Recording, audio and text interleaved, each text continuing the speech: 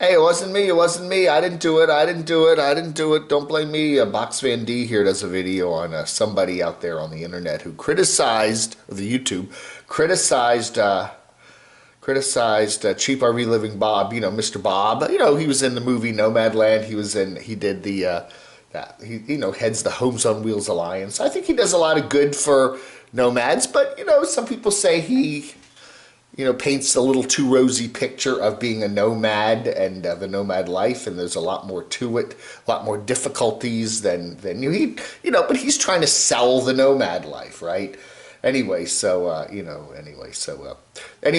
not going to get into that. You go check. He did a video where he was talking about, various wonderful things that can happen to you if you're a nomad.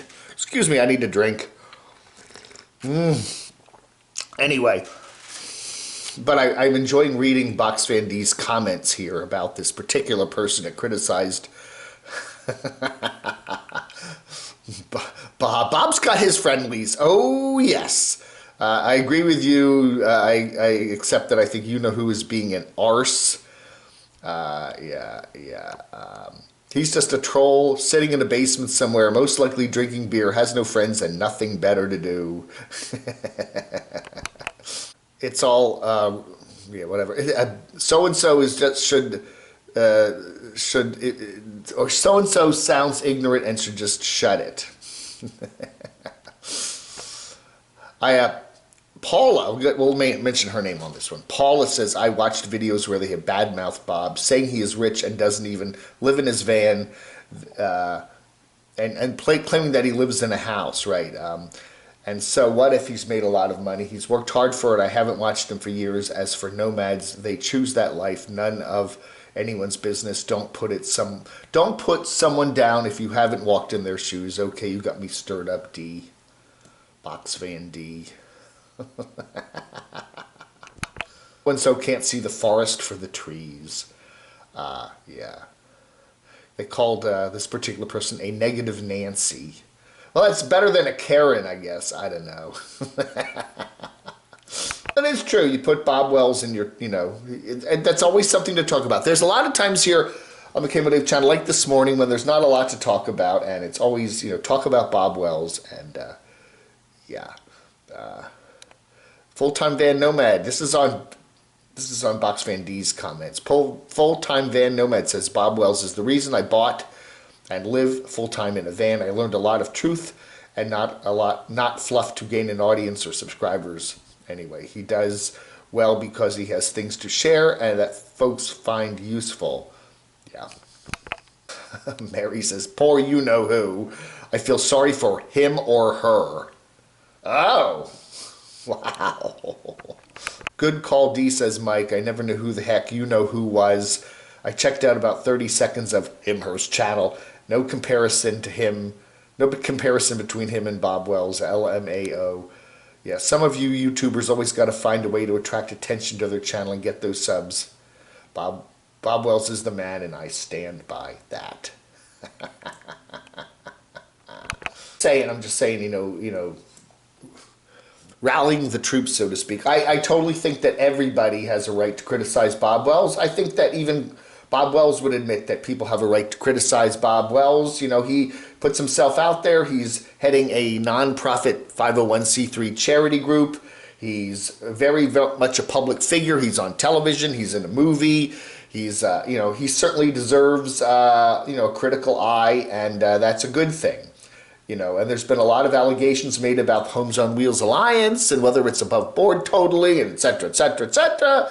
And that's all a good thing because, that it should be. The thing is, if you don't have the right to criticize people, if you don't have the right to criticize public figures, if you don't have the right to criticize people that are doing, quote, charity work, then how in heck can you, guarantee in any way that it's going to stay above board? And, things have to be transparent.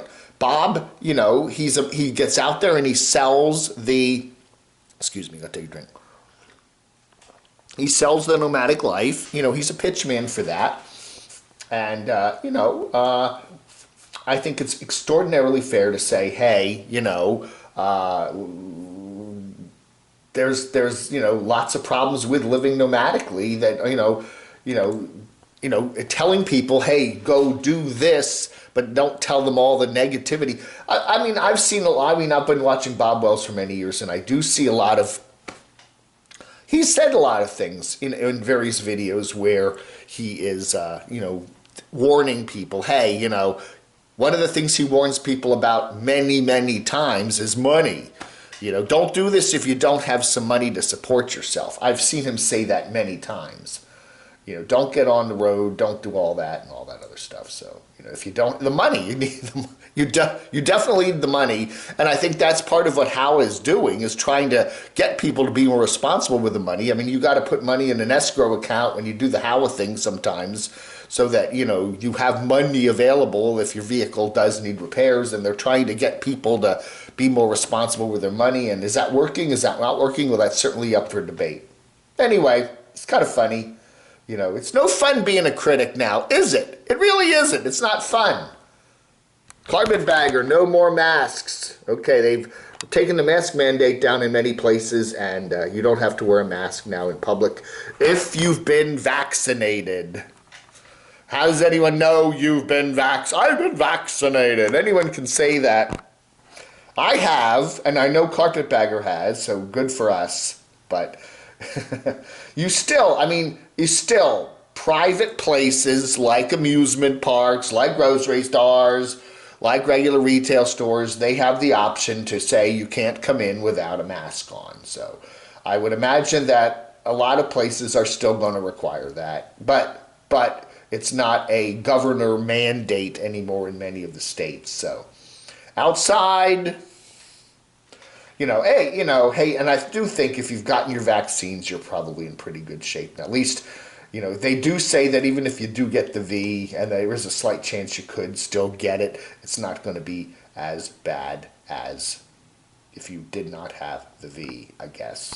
From Investigative Crate by checking out the abandoned Chuck E. Cheese's there in Portland. You know, he does. Oh, who's this guy? I only watched a little bit of that. Anyway, who's this Chuck E. Cheese there? Yeah, Chuck E. Cheese in Portland, reflecting back to his youth. You know, it's funny to see all these places that you were at when you were a kid, and now they're all closed up. And I don't know. That is a pretty good video there, Line Screw One. Sammy the Pooper is tethered up because it's bear country. You don't want bears to attack Sammy the Pooper, his dog. That's right. He's selling. He's probably. You got some land to sell, Andy? Make me I don't know. You know, I'm an American. You know, I'm a damn proud American. I'm proud to be an American. But could I buy land in Canada? I don't know. Is it, you know, can Americans go buy? Could I, if I could go up to northern British Columbia somewhere there and buy a piece of land? Is that possible for an American to do? I don't know. Would that be hard? Would that be taxes involved? I don't know. That's an idea. You know, I don't know. British Columbia sounds like a nice place, you know, but right now I don't think I'd be able to get into Canada as a tourist, right?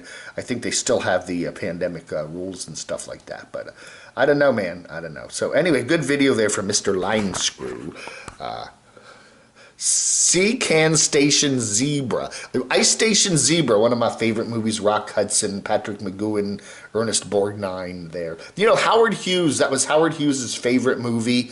This was back in the 1970s. Remember the crazy millionaire Howard Hughes? My great-great-grandfather? No, he wasn't related to me, although we do have the same last name. But this was before they had VCRs and stuff. He owned a television station. I think it was Channel 5 KVVU in Las Vegas, and he would call them up on the telephone every night. They played like a midnight movie or something, and he would call them up and tell them what movie to run because he wanted to watch it on his television set on his penthouse there in Las Vegas. And he would always say, "Run Ice Station Zebra again." And so like the people in Las Vegas are getting wondering like, why is Channel 5 always running Ice Station Zebra at midnight? Because Howard owned the station and he wanted them to. Everest, finally, Foresty Forest decides to climb Mount Everest. No. This is something in Alberta. Anyway, nice video there from Mr. Foresty Forest, who also has a channel called Morristy Forest. And I really am liking his new digs there, his new his new van. It's really nice. I like the setup he has there. That was all inspired when Van City Van Life Chrome came to visit him a couple months ago, or when was that, last year sometime? And Chrome really made a fuss about how crowded, barely Chrome is a bigger guy than Foresty Forest Simon is, and could barely fit in Foresty Forest's little tiny minivan, right? That was a Chevy, right? Anyway, so he did a very nice job with this build out here. It's brighter, there's more windows, there's a little more room. I like it. I mean, really nice job. He did an extraordinarily nice job. If he ever gives up YouTube and wants to do something, he would definitely be good in a van build company. He could do a very excellent van build company. There he is. Yeah, man. Does it ever stop snowing in Alberta? That should be a song I should write. Maybe be good on Canadian country radio stations. Does it ever stop snowing in Alberta? Yeah. I'll keep this short vlog over. Blog under. Don't forget our live streams every Saturday, 7:30, 9:30. What time is it? 9:30 a.m., 7 p.m. Eastern Time, right here on the Camo channel. Yeah, I don't know. I don't know, man. Bye. Vlog under.